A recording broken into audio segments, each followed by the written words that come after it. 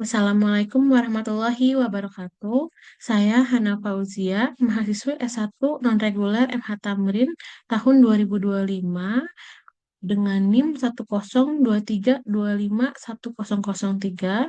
Pada kesempatan kali ini, saya ingin menjelaskan mengenai uji tes independen untuk memenuhi nilai UAS manajemen dan analisis data dengan dosen pengampu Ibu Ratna Mutumanikam SGZ MKM. Yang pertama, apa sih uji tites independen itu? Jadi, uji tites independen digunakan untuk menguji data yang saling independen atau data tersebut tidak saling berpasangan. Tujuannya untuk menguji perbedaan min atau rata-rata antara dua kelompok data. Nah, untuk melakukan uji tites independen ini ada syarat-syarat yang harus dipenuhi. Yang pertama, data terdiri dari dua kelompok.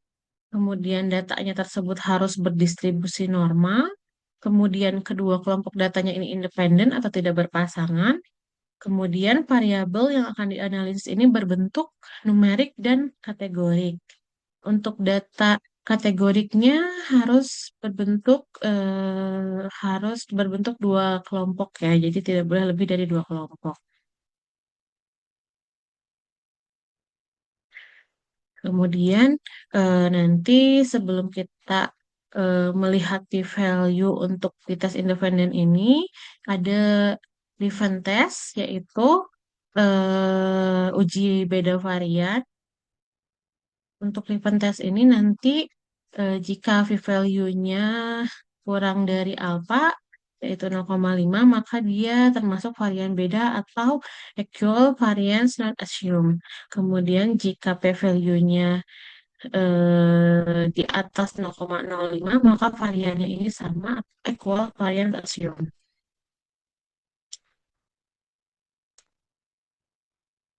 Nah, kemudian kita akan mencoba untuk praktik di SPSS mengenai uji tes independen ini. Selanjutnya dari data yang diberikan, saya ingin meneliti mengenai apakah ada perbedaan antara rata-rata skor pengetahuan gizi dengan status gizi siswa SMPNX tahun 2025 dengan uji tes independen. Nah, untuk hipotesisnya itu sendiri, yang pertama hipotesis alternatif, ada perbedaan rata-rata skor pengetahuan gizi dengan status gizi siswa SMPNX tahun 2025. Sedangkan hipotesis nolnya, tidak ada perbedaan rata-rata skor pengetahuan gizi dengan status gizi siswa SMPNX tahun 2025. Untuk melakukan uji tes independen itu sendiri, tadi sudah dijelaskan bahwa harus memenuhi beberapa syarat.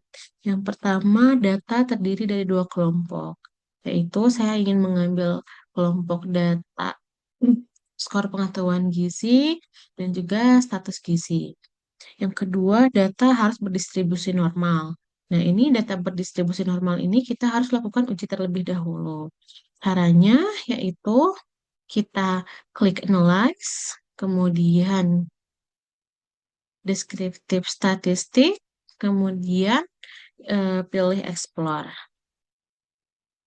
Nah, untuk di kotak dependent list ini kita masukkan data skor pengetahuan gizi. Jadi yang kita uji untuk normalitas datanya itu yaitu data yang numerik ya. Kemudian di sini statistik kita klik. Di sini harus tercentang deskriptif dengan tingkat kepercayaan 95%, continue.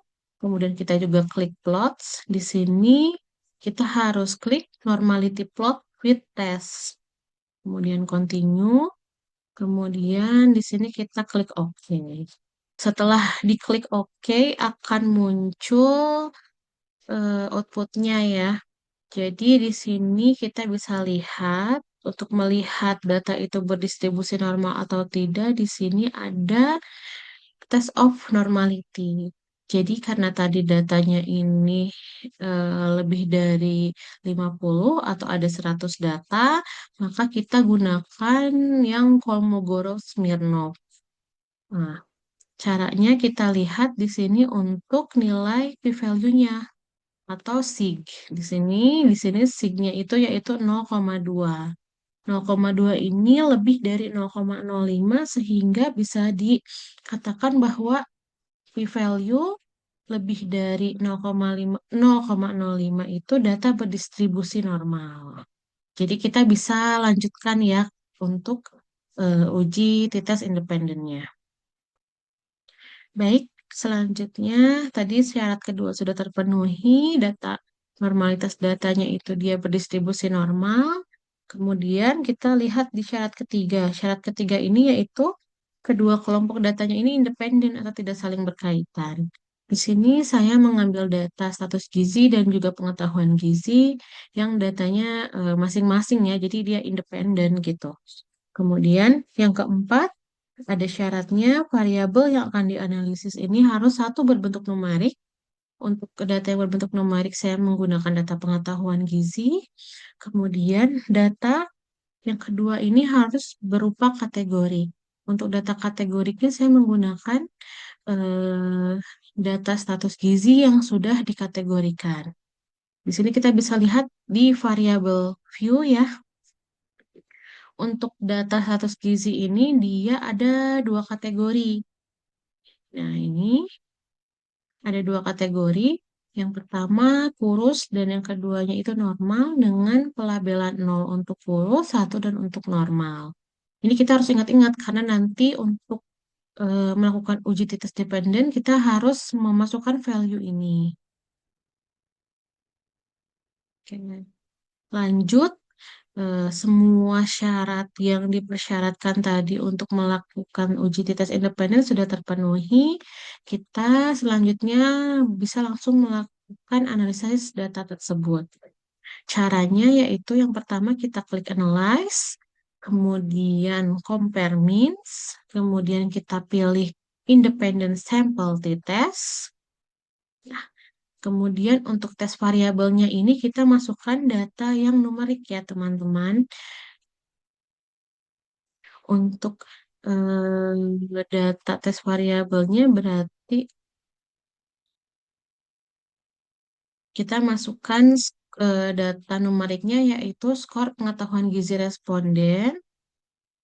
Kemudian di sini ada grouping variabel.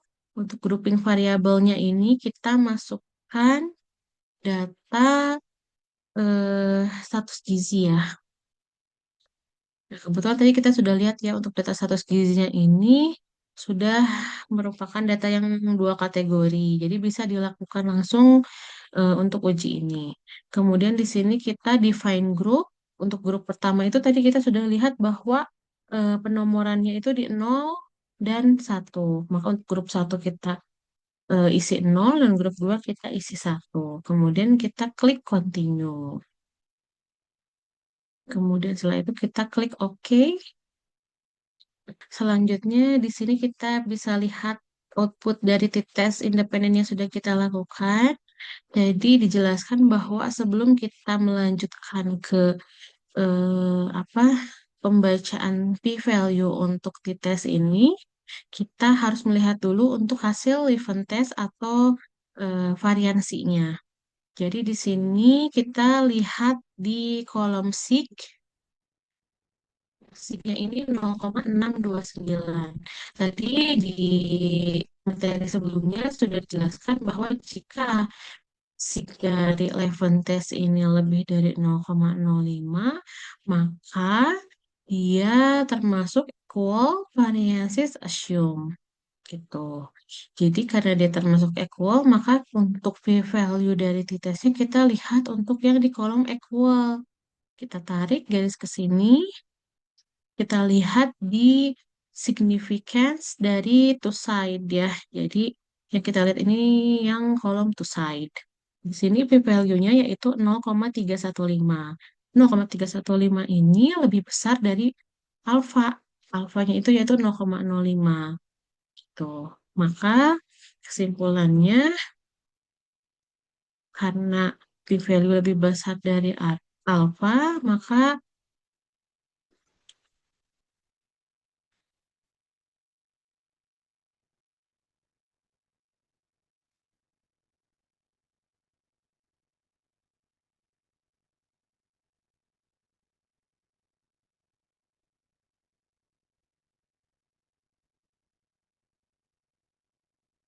Nah, karena p-value-nya ini lebih besar dari alfa, karena p-value lebih besar dari alfa yang 0,05, maka dapat disimpulkan tidak ada perbedaan signifikan. Setelah kita mendapat eh,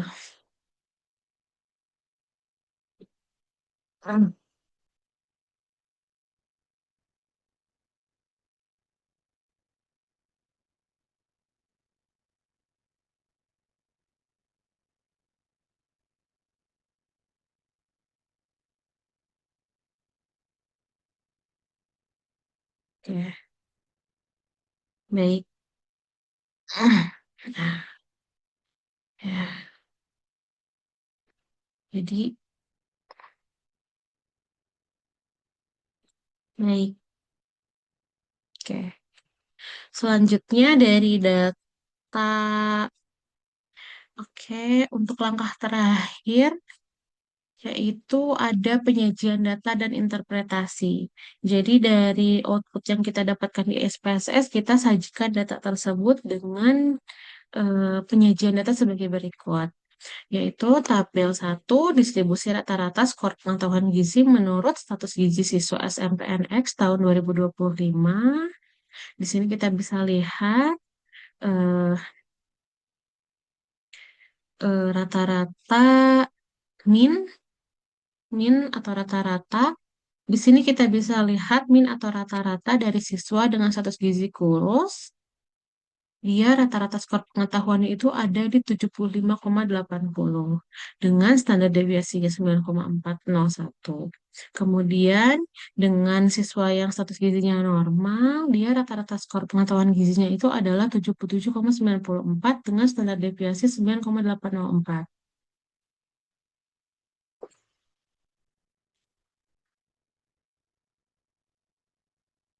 Oke, selanjutnya.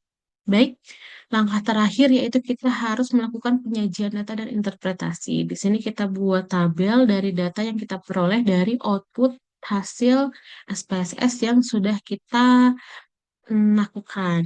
Di sini berdasarkan tabel didapatkan bahwa rata-rata skor pengetahuan gizi siswa SMPNX yang memiliki status gizi normal lebih tinggi, yaitu 77,94 dengan variasi 9,804 dibandingkan dengan siswa SMPNX yang memiliki status gizi kurus, skor pengetahuan gizinya ini 75,8 dengan variasi 9,01.